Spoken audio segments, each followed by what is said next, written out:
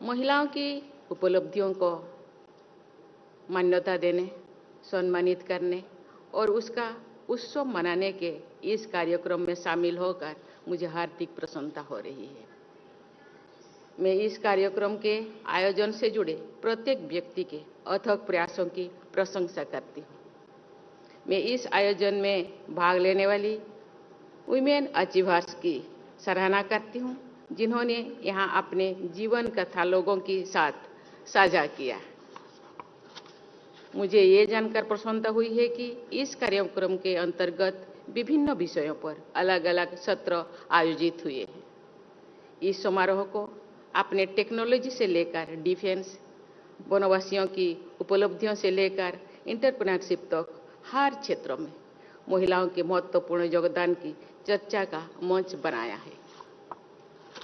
मुझे बताया गया है कि आज के सत्र में अनेक सफल महिलाओं ने अपने अनुभव और विचार साझा किए हैं।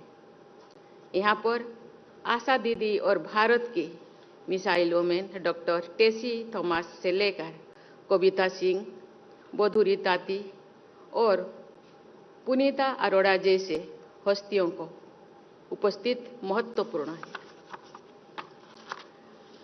आप सभी ने एक सामान्य सी शुरुआत करके अपने लगन और परिश्रम के बल पर बड़े मुकाम हासिल किए।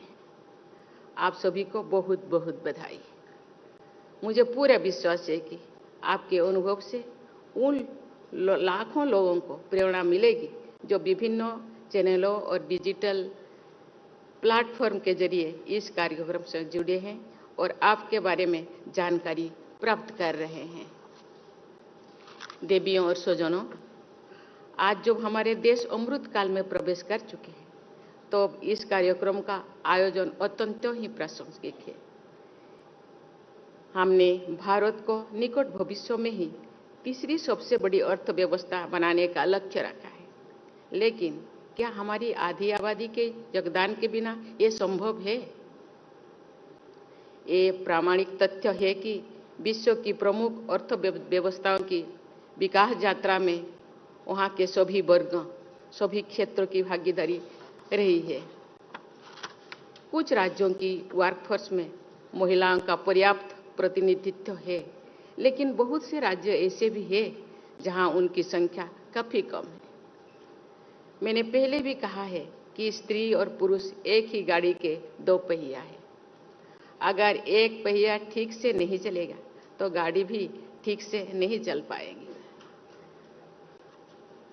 शक्ति के बिना शिव अधूरे है। शिव और शक्ति एक दूसरे के पूरक है। हमारे सभी धर्म ग्रंथों और साहित्यों में नारी की महिमा सदियों से रेखांकित की जा रही है। विकसित भारत के लक्ष्य को शीघ्रता से हासिल करने में हमारी बहनें और बेटियों का योगदान होना अनिवार्य है। पिछली एक वर्ष के दौरान देश भर में अनेक बेटियों और बहनों ने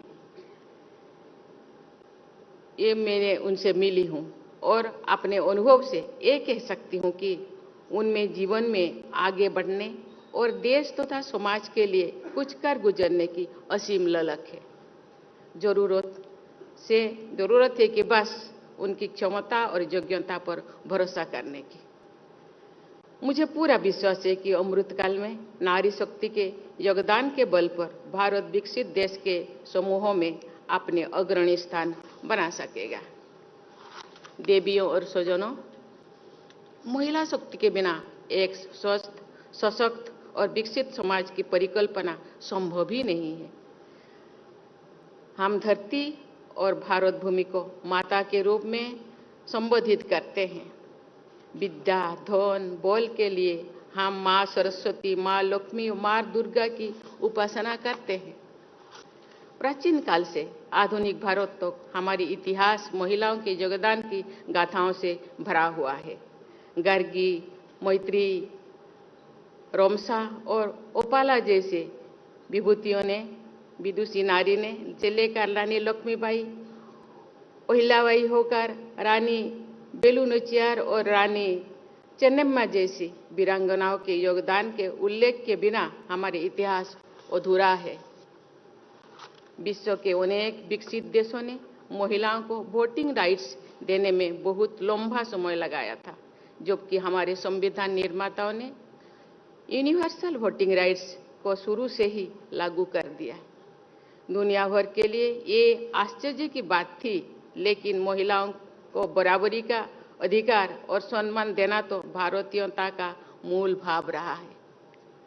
भारत में मुख्यमंत्री, प्रधानमंत्री, राष्ट्रपति, इन सभी महत्वपूर्ण पदों पर महिलाएं विश्व के कई विकसित देशों की तुलना में पहले से ही आसीन रही है। नारी का सम्मान हमारी संस्कृति का आधार रहा है। यब नार्यस्तु पूज्यन्ते रमन्ते तत्र देवता, ये हमारा सूत्र वाक्य रहा है।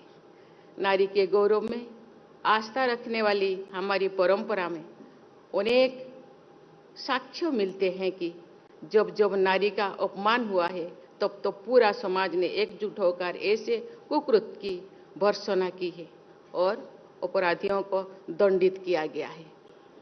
आज भी ऐसे दुर्भाग्यपूर्ण घटनाएं होती है जो नारी समाज के हमारे सनातन मूल्यों के सर्वथा विरुद्ध है।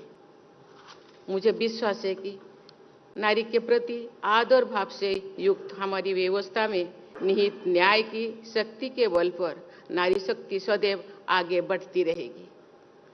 बेटियों और बहनों को सम्मान तथा उचित अवसर देना हमारी परंपरा है और हमारा दायित्व ही है।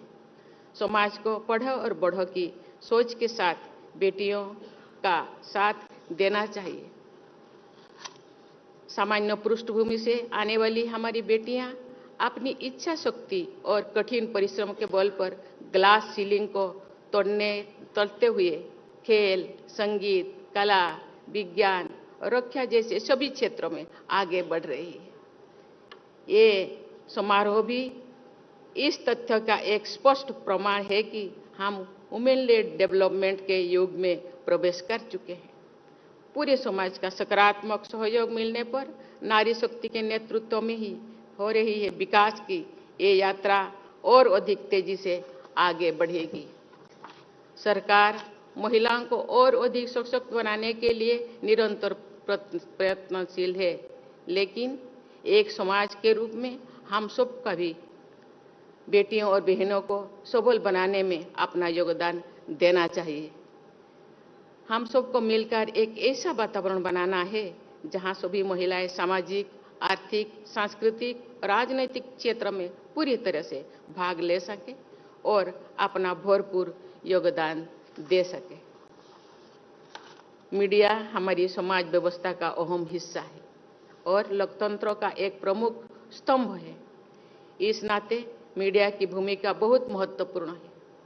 मीडिया का काम समाचार प्रसारित करना ही नहीं है, लेकिन लोगों को शिक्षित करना और सकारात्मक दिशा में ले जाना भी है। मुझे खुशी है कि नेटवर्क 18 ने इस दिशा में एक खास पहल की है।